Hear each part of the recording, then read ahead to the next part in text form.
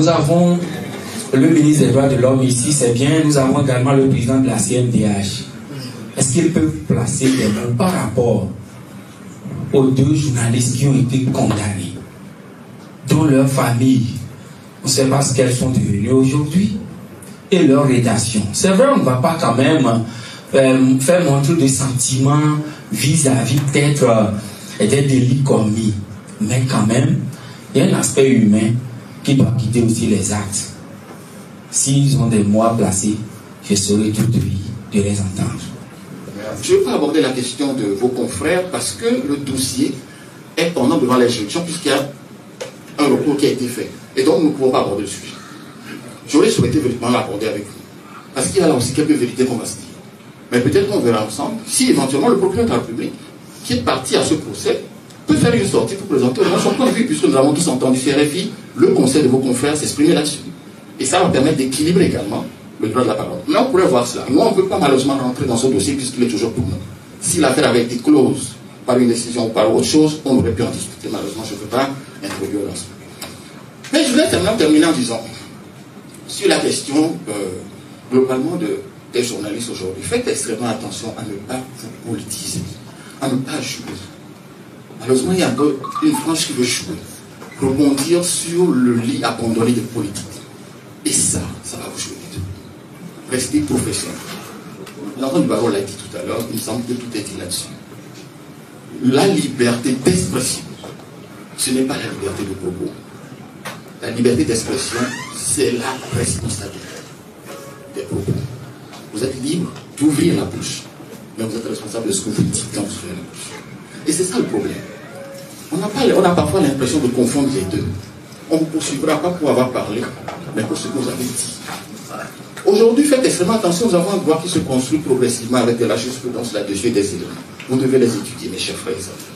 Si nous voulons construire de vraies entreprises de presse, nous allons le faire. Donc, comptez sur nous. Nous sommes d'une génération qui a une vision claire du droit, des libertés. Je suis le ministre des droits de l'homme. Mon grand frère m'a interpellé tout à l'heure en disant qu'au Parlement, lors de la présentation du rapport de la Cour des comptes sur Covid, j'avais menacé. J'ai été scandalisé que des journalistes que je prends comme pour mes amis pensent que je peux menacer. Je n'avais aucun intérêt. Regardez le rapport. Je n'ai même pas été cité. À peine égratigné parce qu'on a dit que nous allons faire des activités communes. C'est la seule phrase. Donc je n'ai aucun intérêt à réagir sur le rapport. Mais je suis le ministre d'abord des institutions. Je ne peux pas mettre la Cour des comptes en difficulté. Je la consolide chaque jour. Je lui donne les moyens de son travail. Je l'aide méthodologiquement. Mais je suis le ministre des droits de l'homme aussi. Et les droits de la presse, ça me regarde.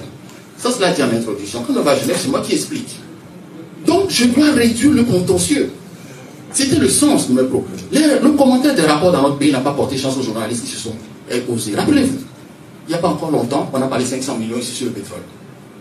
Et donc, en souvenir de cela, je me suis dit, vu les conditions juridictionnelles aujourd'hui de la diffamation, il était nécessaire de vous alerter, pas de vous menacer, de vous alerter. Et vous prenez exactement mes propos.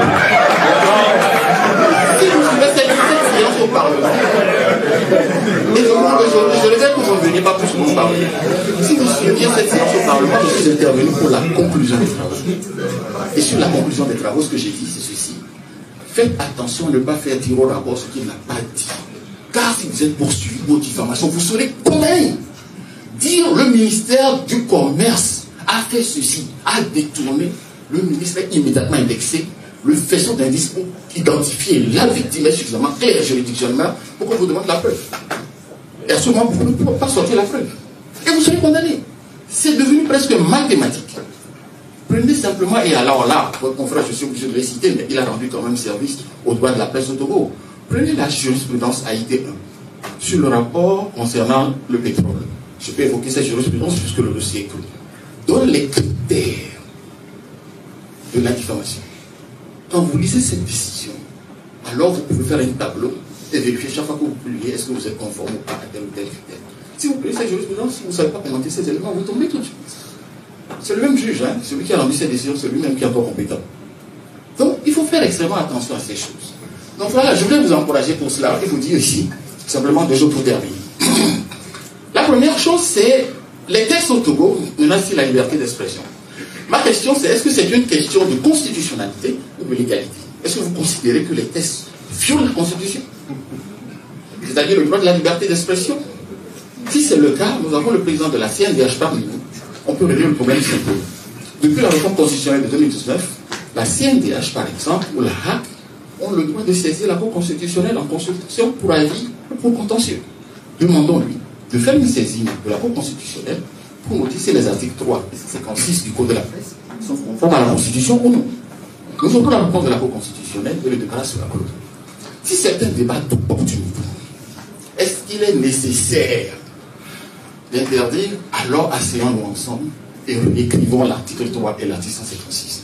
Mais nous ne pourrons pas le supprimer. Non. Parce que n'oubliez pas une chose. À liberté totale, responsabilité totale.